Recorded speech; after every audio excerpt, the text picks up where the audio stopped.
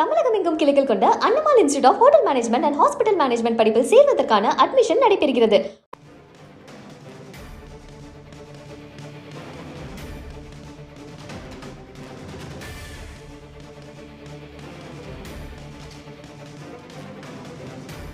முக்கிய செய்தி: கங்கை கொண்ட சோழபுரத்தில் மாமன்னர் ராஜேந்திர சோழனுக்கு புகழாரம் சூட்டும் வகையில் இன்று முப்பெரும் விழா நடைபெறுகிறது. இந்த முப்பெரும் விழாவில் ராஜேந்திர சோழனின் நினைவு நாணயத்தை பிரதமர் நரேந்திர மோடி வெளியிடுகிறார்.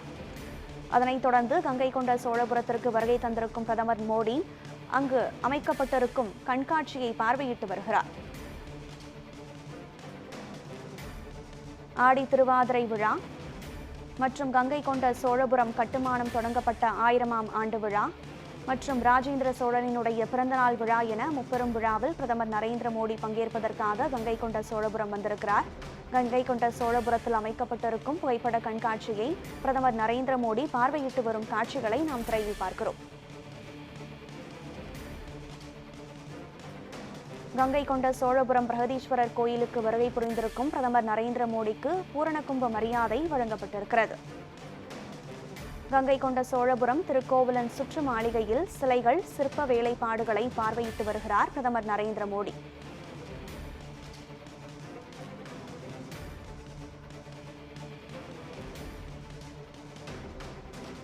கங்கை கொண்ட சோழபுரம் திருக்கோவிலன் சுற்று மாளிகையில் அமைக்கப்பட்டிருக்கும் சிலைகள் மற்றும் சிற்ப வேலைப்பாடுகள் நிறைந்த கண்காட்சியை பிரதமர் நரேந்திர மோடி பார்வையிட்டு வருகிறார்.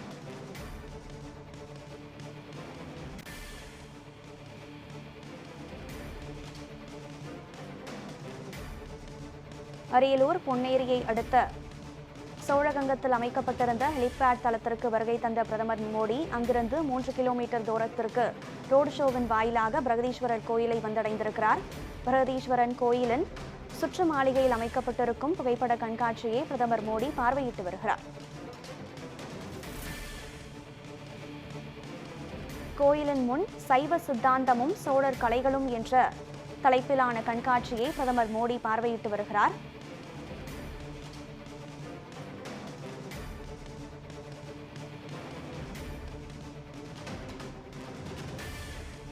சைவ சித்தாந்தமும் சோழர் கலைகளும் என்ற தலைப்பிலான கண்காட்சியில் காட்சிப்படுத்தப்பட்டிருக்கும் புகைப்படங்கள் மற்றும் சிற்ப வேலைப்பாடுகளை பிரதமர் நரேந்திர மோடி பார்வையிட்டு வருகிறார்.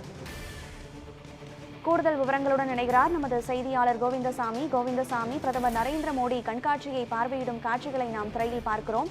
தொடர்ந்து அடுத்ததாக அவர் என்ன கோவிலில் செய்யவிருக்கிறார், கோவிலில் சுவாமி தரிசனம் செய்யவிருப்பதாக தகவல் வெளியாகி இருக்கிறது. முழு விவரம். நமது பாரத பிரதமர் நரேந்திர மோடி சரியாக 12:10 மணி அளவில் கங்கை கொண்ட சோழபுரம் அருகேயுள்ள பொன்னேரி என்கின்ற சோழகங்கத்தில் அமைக்கப்பட்ட தற்காலிக ஹெலிகாப்டர் தளத்திற்கு வந்து சேர்ந்தார். அங்கு கட்சி தொண்டர்கள், கட்சியுடைய முக்கிய பொறுப்பாளர்கள் எல் முருகன், தமிழ் சவுந்தரராஜன் போன்ற நிர்வாகிகள் அவருக்கு அங்கு ஹெலிகாப்டரிலிருந்து இறங்கிய பிரதமரை வரவேற்று அங்கிருந்து கார் மூலமாக அங்கே கங்கை கொண்ட சோழபுரம், அதாவது தளத்தில் இருந்து 3 கிலோமீட்டர் தூரத்தில் உள்ள கங்கை கொண்ட சோழபுரம் கோயிலுக்கு ரோடு வழியாக அங்கே கார் ஷோ சென்று அங்கே கோயில் தற்பொழுது சென்றடைந்துள்ளார். அங்கு உள்ள கோயில் இறங்கியவுடன் வலதுபுறத்தில் அமைக்கப்பட்டுள்ள புகைப்பட கண்காட்சி, அதாவது சோழர் காலத்தில் கண்டெடுக்கப்பட்ட சிற்ப சிலைகள், சிற்ப கலைகள், நுணுக்கங்கள் போன்ற பல்வேறு புகைப்படங்கள் அங்கு பார்வைக்காக வைக்கப்பட்டுள்ளன. அந்த புகைப்படங்களை தற்பொழுது பார்த்து கொண்டிருக்கிறார். அதை பார்த்து முடித்துவிட்டு அங்கே தயாராக உள்ள ஓதுவார்கள் மற்றும் ஆதீனங்கள் அங்கிருந்து அவருக்கு பூரண கும்ப மரியாதை கொடுத்து கோயிலுக்குள் அழைத்து செல்கின்றனர். அங்கு கோயிலுக்குள் சென்றவுடன் அங்கு நடராஜர் சில